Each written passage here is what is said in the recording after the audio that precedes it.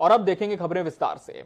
उत्तर प्रदेश में corona virus का संक्रमण लगातार बढ़ता जा रहा है और यह ग्राफ थमने का नाम नहीं ले रहा है। बीते 7 दिनों की बात करें तो करीब रोज 2000 नए संक्रमित सामने आने से प्रदेश में स्थिति बेहद विकराल होती जा रही है। बीते 24 घंटे में 20,500 नए संक्रमित मिले हैं, जिसके बाद से प्रदेश में एक्टिव केस की संख्या 1,11,835 हो गई है।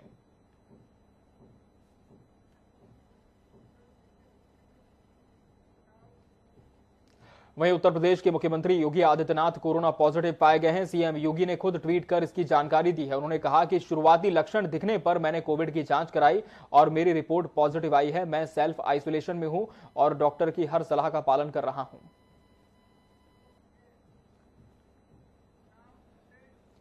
वहीं इस दौरान मुख्यमंत्री योगी आदित्यनाथ के कोरोना पॉजिटिव होने के बाद डिप्टी सीएम दिनेश शर्मा ने उनका हाल जाना, जिसके बाद उन्होंने क्या कुछ कहा, आइए सुनते हैं। देखिए, माननीय मुख्यमंत्री जी से अभी मेरी फोन से वार्ता हुई है। उनके गले में खराश है, हल्का बुखार भी है, जुकाम की भी शिकायत है, लेकिन बावजूद इसके माननीय मुख्यमंत्री जी पूरी तरह सक्रिय हैं और उन्होंने निरंतर सबसे संवाद स्थापित किया है, वर्चुअल रूप में भी और टेलीफोनिक माध्यम से भी। और उन्होंने सारे मंत्रियों को निर्देश किया है कि वो अपने अपने जिलों में अपने अधिकारियों के साथ में, जनप्रतिनिधियों के साथ में, वहां की व्यवस्था से जुड़े हुए लोगों के साथ में मंत्री उसको मॉनिटर करें और उनको जो भी चिकित्सीय सुविधाएं हम पब्लिक को उपलब्ध करा सकते हैं अधिक से अधिक, उसके लिए वो व्यवस्था कराएं। इसके निर्देश अभी थोड़ी देर पहले उन्होंने पुनः दिए हैं और कई जगह उन्होंने संपर्क भी किया है। मैं ये कह सकता हूं कि मुख्यमंत्री जी एक कर्म योद्धा हैं और जिस तत्परता के साथ सुबह 6 बजे से लेकर रात को 12 बजे तक उन्होंने काम किया है कोरोना के संक्रमण के दौरान विगत 1 हफ्ता में, मैं समझता हूं इसका कोई उदाहरण दूसरा नहीं मिल सकता है। समाजवादी पार्टी के अध्यक्ष अखिलेश यादव ने लखनऊ में मंगलवार को अपना कोविड टेस्ट कराया, जिसके बाद उनकी कोरोना रिपोर्ट भी पॉजिटिव आई है। आपको बता दें कि समाजवादी पार्टी के मुखिया अखिलेश यादव बीते दिनों उत्तराखंड दौरे पर थे। इस दौरान वो हरिद्वार में अखिल भारतीय अखाड़ा परिषद के अध्यक्ष नरेंद्र गिरी के संपर्क में आए थे। महंत भी बाद में कोरोना पॉजिटिव पाए गए। इसके बाद लखनऊ पहुंचे सपा मुखिया अखिलेश यादव ने पार्टी मुख्यालय में अपना कोरोना टेस्ट कराया, जिसके बाद उनकी कोरोना रिपोर्ट पॉजिटिव आई है। समाजवादी पार्टी के अध्यक्ष अखिलेश यादव और कहीं न कहीं चुनाव की तैयारियों के मद्देनजर भी इस बार काफी सकुकाहट जिस तरह से देखी जा रही है और उत्तराखंड के दौरे पर थे, जिसके बाद महंत के संपर्क में आने के बाद उन्होंने खुद का भी टेस्ट करवाया और वो भी कोरोना पॉजिटिव पाए गए हैं। वैक्सीन आने के बावजूद भारत समेत दुनिया भर में कोरोना तेजी से पांव पसार रहा है। इससे निपटने के लिए एक बार फिर लगभग सभी राज्यों में सख्ती बढ़ा दी गई है। कहीं फिर से लॉकडाउन लग रहा है तो कहीं नाइट कर्फ्यू लगाया जा रहा है। उत्तर प्रदेश में भी 25 जिले कोरोना महामारी से बुरी तरह जूझ रहे हैं, लिहाजा इन सभी जगहों पर हालात को काबू करने के लिए नाइट कर्फ्यू लगाया जा चुका है। हालांकि सभी जिलों में नाइट कर्फ्यू के लिए अलग अलग समय और तिथि निर्धारित की गई है। तो कर्फ्यू वाले जिले अलग हैं, कर्फ्यू का समय अलग है और कब तक कर्फ्यू उसकी भी मियाद है। लखनऊ में, वाराणसी और मिर्जापुर में रात 9 से सुबह 6 बजे तक कर्फ्यू है, 30 अप्रैल तक जारी होगा। बलिया, जौनपुर, इटावा में रात 9 से सुबह 6 बजे तक कर्फ्यू है, जो 30 अप्रैल तक होगा। कानपुर की बात करें तो रात 10 बजे से कर्फ्यू है, जो 30 अप्रैल तक जारी होगा। वहीं नोएडा, गाजियाबाद में रात 10 बजे से सुबह 5 बजे तक कर्फ्यू है, 17 अप्रैल तक इसकी मियाद है। बाराबंकी में रात 9 से सुबह 6 बजे तक 16 अप्रैल, मुरादाबाद में रात 9 से सुबह 6 बजे तक 17 अप्रैल और गोरखपुर में रात 9 से सुबह 6 बजे तक 18 अप्रैल तक कर्फ्यू रहेगा। मुजफ्फरनगर में रात 9 से सुबह 5 बजे तक 18 अप्रैल तक के लिए कर्फ्यू की सीमा है वो निर्धारित की गई है।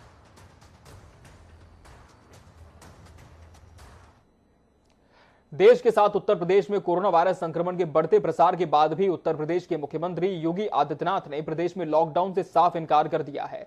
बुधवार को एक चैनल से वार्ता के दौरान उन्होंने कहा कि उत्तर प्रदेश में फिलहाल अभी लॉकडाउन नहीं होगा। हमारा प्रयास लोगों के जीवन के साथ उनकी आजीविका को भी बचाने का है और हम उसमें लगे हैं। सीएम योगी आदित्यनाथ ने कहा कि उत्तर प्रदेश में कोरोना वायरस संक्रमण की दूसरी लहर पहले की अपेक्षा भले ही थोड़ी तेज है, लेकिन अभी हम उत्तर प्रदेश में लॉकडाउन की ओर नहीं जा रहे हैं। अभी हमने प्रदेश में उन सभी शहरों में नाइट कर्फ्यू लगाया है जहां पर 500 या उससे अधिक एक्टिव केस हैं।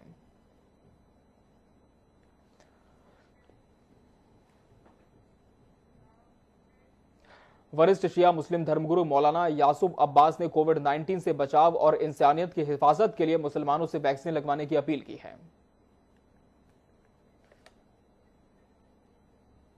मैं आपसे अपील करता हूं कि आप अपने वैक्सीन ज़रूर लगवाएं। रमज़ानुल मुबारक का महीना चल रहा है। इस रमज़ानुल मुबारक में अक्सर लोग ये कह रहे हैं कि वैक्सीन लगाने से रोज़ा टूट जाता है। ये बात बिल्कुल गलत है। मेरी उलमाए किराम से पूरी बातचीत हो चुकी है। वैक्सीन लगाने से कोई रोज़ा नहीं टूटता है। आप इस वक्त जो कोरोना महामारी चल रही है, इस महामारी को देखते हुए मैं पूरे मुल्क से ये अपील करता हूँ अपने इस पैगाम के ज़रिए से कि आप जहाँ पर भी हों, आप अपने करीबी हेल्थ सेंटर में जाके वैक्सीन लगवाएं। वहीं यूपी में बढ़ते कोरोना के मामलों को लेकर इलाहाबाद हाई कोर्ट ने सरकार को महामारी के 1 साल बाद भी स्वास्थ्य व्यवस्थाएं दुरुस्त न कर पाने के लिए फटकार लगाई है। कोर्ट ने कहा कि कोरोना की पहली लहर आए हुए 1 साल से ज्यादा का समय हो चुका है, लेकिन राज्य में स्वास्थ्य ढांचा अब तक नहीं सुधर पाया है। इसके अलावा कोर्ट ने सरकार को सुझाव देते हुए कहा कि राज्य सरकार कोरोना के इलाज के लिए फील्ड हॉस्पिटल यानी कि खुले मैदान में अस्पताल शुरू कराए और वहां मरीजों के इलाज की व्यवस्था करे।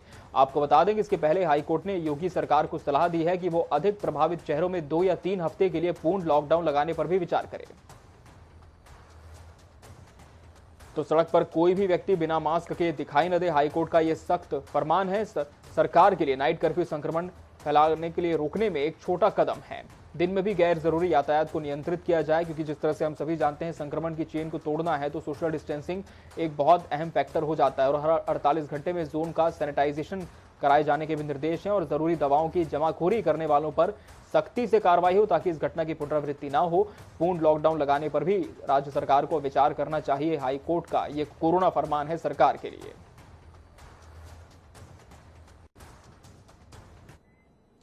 कोरोना संक्रमण उत्तर प्रदेश में बेकाबू हो चला है, तो वहीं संक्रमण के कारण प्रदेश के कई जिलों में त्राही मची हुई है। तेजी से बढ़ते कोरोना संक्रमण को देखते हुए कांग्रेस महासचिव और उत्तर प्रदेश प्रभारी प्रियंका गांधी ने पार्टी नेताओं के साथ वर्चुअल बैठक की। बैठक में प्रियंका गांधी ने कहा कि उत्तर प्रदेश में सरकार की अमानवीयता चरम पर पहुंच गई है। वो अस्पताल की जगह शमशान घाट की क्षमता बढ़ा रहे हैं। इस दौरान उन्होंने पार्टी नेताओं से जनता की हर संभव मदद के लिए तैयार रहने के लिए कहा है। में जो अभी कोरोना के वजह से जो परिस्थितियां बन रही हैं वो बहुत ही ज्यादा खराब है और रही थी और जो इंफॉर्मेशन हमें मिल। तो प्रियंका ने सभी नेताओं से अपील की है कि आप लोग भी जितना हो सके अपना सहयोग दें, क्योंकि इस वक्त सभी को साथ चलना है। साथ ही उन्होंने इस पर भी ताज्जुब जताया कि किस तरह से जो प्रदेश सरकारें हैं वो इस महामारी के दौर में शमशान घाट बढ़ाने पर ज्यादा फोकस कर रही हैं, ना कि अस्पतालों में समुचित व्यवस्था हो। अस्पताल बढ़ाए जाएं, ऑक्सीजन सिलेंडर की कमी को पूरा किया जाए और अस्पताल में बेड बढ़ाए जाए, ये कोशिश होना चाहिए। लेकिन जिस तरह से उत्तर प्रदेश की चुनाव प्रभारी भी हैं प्रियंका गांधी, महासचिव भी हैं पार्टी से, तो निश्चित तौर पर सियासत भी अब इस पूरे मामले में देखी जा रही है। और वर्चुअल बैठक के माध्यम से प्रियंका गांधी ने अपनी पार्टी के सभी नेताओं से आह्वान किया है कि इस समय भी हम सभी को एकजुट होना है और जनता के लिए काम करना है। तो योगी सरकार फेल हो गई है, ये भी कहा है प्रियंका गांधी ने। साथ ही कहा है कि अस्पताल नहीं, शमशान की क्षमता बढ़ाने पर फोकस हो रहा है। और वर्चुअल माध्यम से ये बैठक हुई थी प्रियंका गांधी की कांग्रेस नेताओं के साथ, जिसमें उन्होंने तमाम बातें रखी है और सबके सुझाव भी लिए हैं।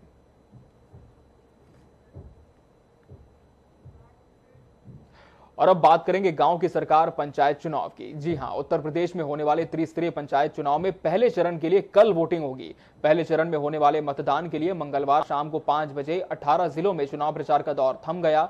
इतना ही नहीं, आज शाम 6 बजे से मतदान वाले स्थलों से 8 किलोमीटर का दायरे में शराब की दुकानें भी बंद कर दी गई। इसके बाद ये सभी दुकानें गुरुवार शाम 6 बजे के बाद खुलेंगी। पहले चरण के लिए चुनाव का प्रचार जो है वो थम चुका है। और आपको बता दें कि जितनी भी शराब दुकानें थी जो कि दायरे में आती थी वोटिंग स्थल के, उन्हें भी बंद कर दिया गया है। और कल शाम 6 बजे के बाद जब मतदान की प्रक्रिया पूरी हो जाएगी तब इन्हें खोला जाएगा। 48 घंटे पहले से ही चुनाव का शोर थम गया था, क्योंकि आचार संहिता का भी यहाँ पर लागू होना जरूरी हो जाता है। ऐसे में तमाम नियमों का पालन करना भी। और पहले चरण के लिए कल वोटिंग होने जा रही है, जिसकी तमाम तैयारियां मुकम्मल कर ली गई हैं।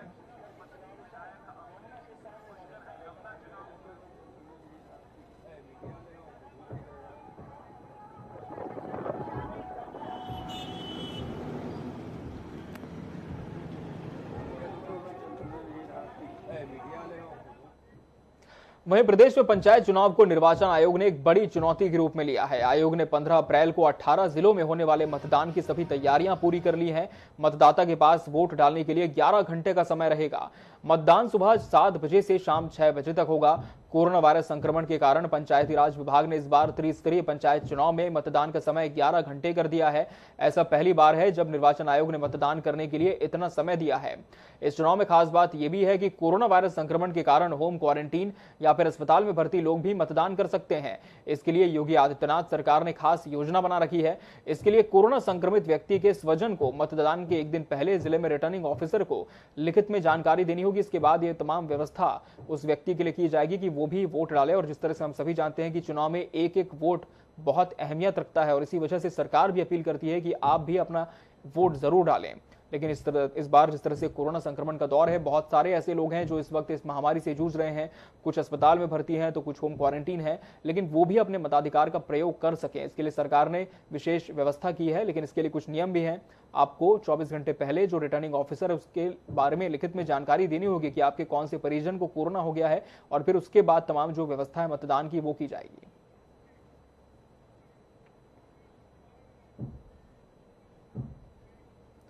एटा में आम आदमी पार्टी ने पंचायत चुनाव को लेकर अपने 13 प्रत्याशियों को मैदान में उतार दिया है। इस दौरान आम आदमी पार्टी के प्रदेश उपाध्यक्ष छवि यादव ने योगी सरकार पर हमला करते हुए कहा कि योगी सरकार महिला सुरक्षा देने में विफल रही है और बेरोजगार युवाओं को रोजगार देने में पूरी तरह से असफल साबित हुई है। तो रोजगार के मुद्दे पर ही सही, लेकिन आम आदमी पार्टी ने सरकार को घेरने की कोशिश की है। और प्रदेश उपाध्यक्ष ने बड़े आरोप लगाए हैं कि बेरोजगार युवाओं की बात करें तो सरकार उनकी सुध नहीं ले रही है। रोजगार तो दूर की बात है, सरकार युवाओं की सुध नहीं ले रही है कि रोजगार के लिए क्या कुछ किया जाए, क्या कुछ पैमाना इसका तय किया जाए। इस पर भी सरकार को मंथन करना था, लेकिन ये अब तक नहीं हुआ। मैंने देखिए करा ही क्या है, मैं तो ये पूछना चाहती हूँ कि कुछ किया हो तो जनता को पसंद आए। वो केवल झूठ की राजनीति करते हैं, झूठ बोलना, लोगों को गुमराह करना। और सबसे पहले मैं ये बताना यहाँ पे जिक्र करना चाहूंगी कि अगर योगी सरकार को अगर आप देखते हैं तो जिस तरह से कानून व्यवस्था पूरी तरह से ध्वस्त हो चुकी है उत्तर प्रदेश के अंदर। अब कोरोना महामारी के अंदर ये देखने में आ रहा है कि लखनऊ की कल की आ रही है खबरें कि पूरे लखनऊ में लाशें बिछी हुई है। ये मैं नहीं कह रही, आम आदमी पार्टी नहीं कह रही, वहाँ के जिला अध्यक्ष कह रहे हैं, वहाँ के जिला अधिकारी कह रहे हैं और उनके अपने मंत्री कह रहे हैं, उनके अपने कानून मंत्री कह रहे हैं ये बात कि जो है एक एम्बुलेंस आने में 3 से 4 घंटे लग रहे हैं, जांच की रिपोर्ट आने में 6 से 7 दिन लग रहे हैं।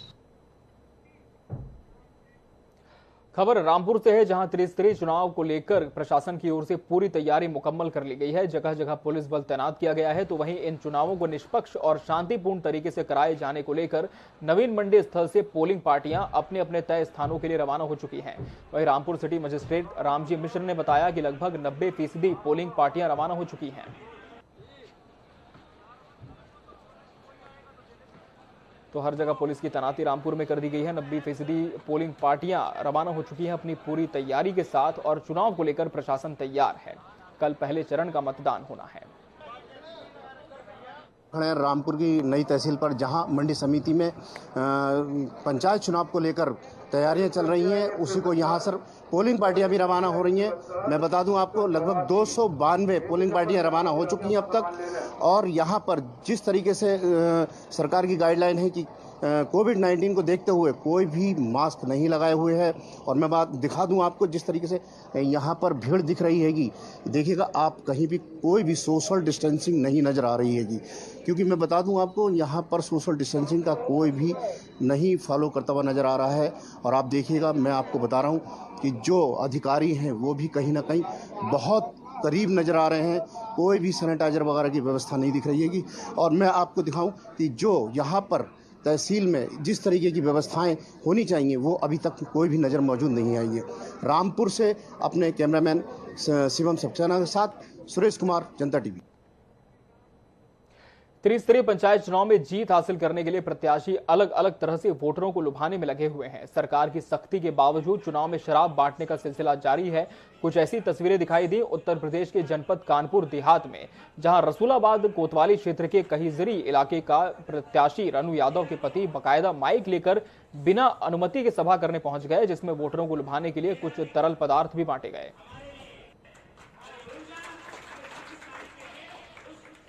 तो पुलिस फिलहाल इस पूरे मामले की जांच कर रही है कि कोरोना नियमों का पालन भी नहीं हुआ है और ऊपर से इस तरह की सभा कैसे बिना अनुमति के कर दी गई, जनसभा की गई बताया जा रहा है। और इस पर अब पुलिस मामले की जांच की बात कह रही है। लेकिन ताज्जुब की बात यह है कि जब इतनी बड़ी जनसभा हो रही थी, यहाँ पर कुछ तरल पदार्थों का वितरण भी किया जा रहा था, इसकी खबर शासन प्रशासन को कैसे नहीं हुई।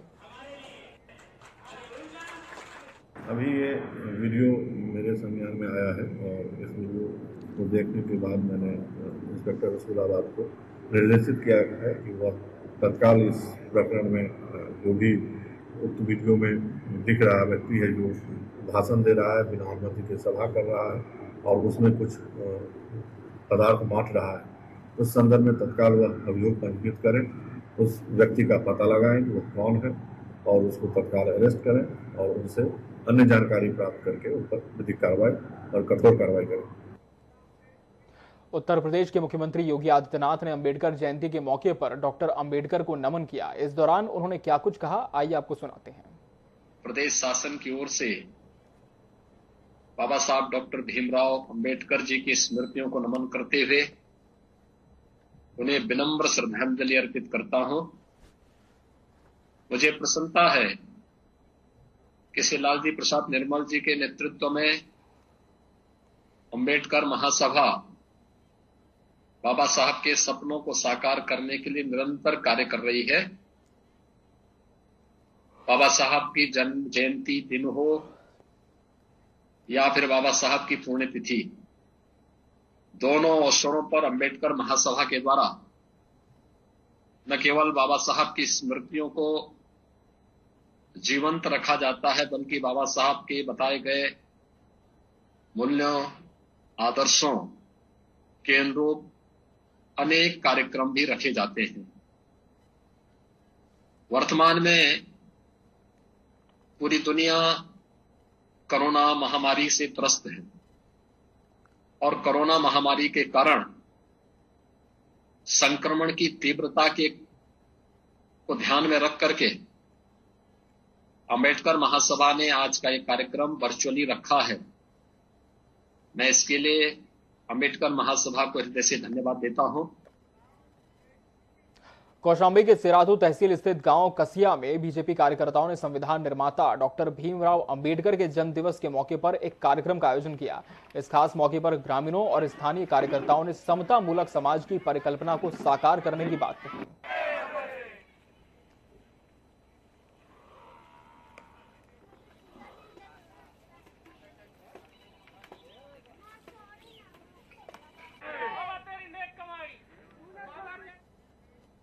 बढ़ते कोरोना संक्रमण से उत्तर प्रदेश का हाल बेहाल है। सूबे के मुखिया योगी आदित्यनाथ खुद कोरोना पॉजिटिव हैं, तो वहीं विपक्ष खेमा भी कोरोना वायरस से अछूता नहीं रहा है।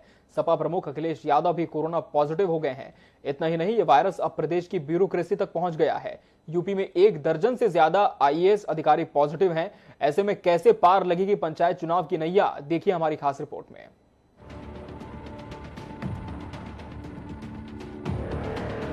देश भर में कोरोना से हाहाकार मचा हुआ है, लेकिन सबसे ज्यादा किसी राज्य का हाल बदहाल है तो वो है महाराष्ट्र और उत्तर प्रदेश। महाराष्ट्र में तो मिनी लॉकडाउन लग चुका है, जिसके बाद अब देश के सबसे ज्यादा जनसंख्या वाले राज्य उत्तर प्रदेश में भी दोबारा लॉकडाउन लगने की आहट सुनाई देने लगी है। कोरोना वायरस का गृह प्रवेश यूपी सीएम आवास में हो चुका है।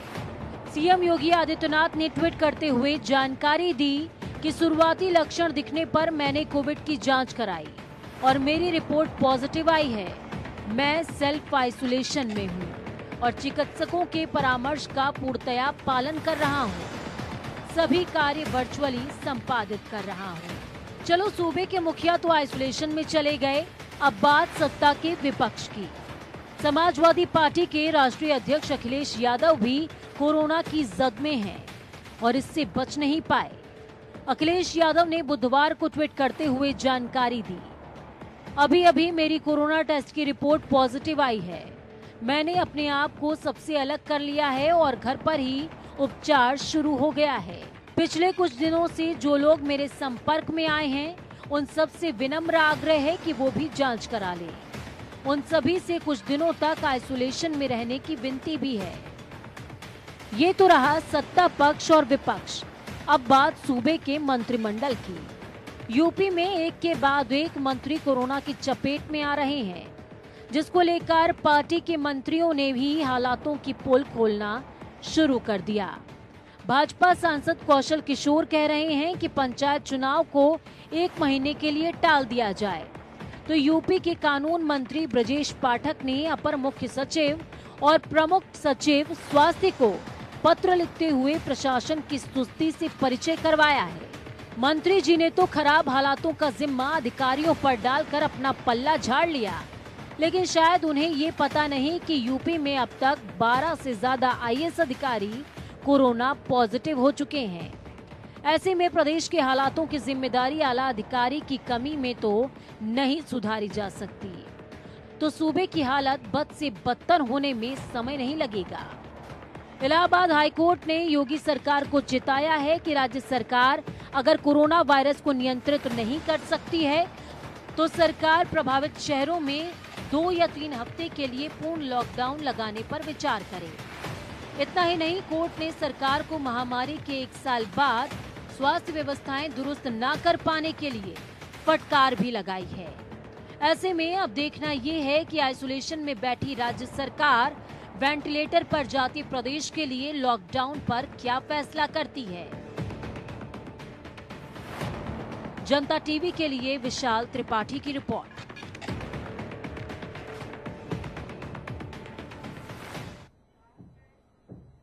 केंद्र सरकार की आयुष कार्ड योजना अमेठी में भ्रष्टाचार के कांकड़ में फंस गई है और अमेठी के जगदीशपुर सामुदायिक स्वास्थ्य केंद्र में कुछ वीडियो भी सामने आए हैं जिसने योजना में बड़े पैमाने पर हो रही धांधली का खुलासा किया है। हैरत की बात यह है कि 4-5 महिलाओं को फर्जी वीगो लगाकर ऊपर से पट्टी बांधी गई और फिर फोटो खींचकर उन्हें बेड से उठा लिया गया।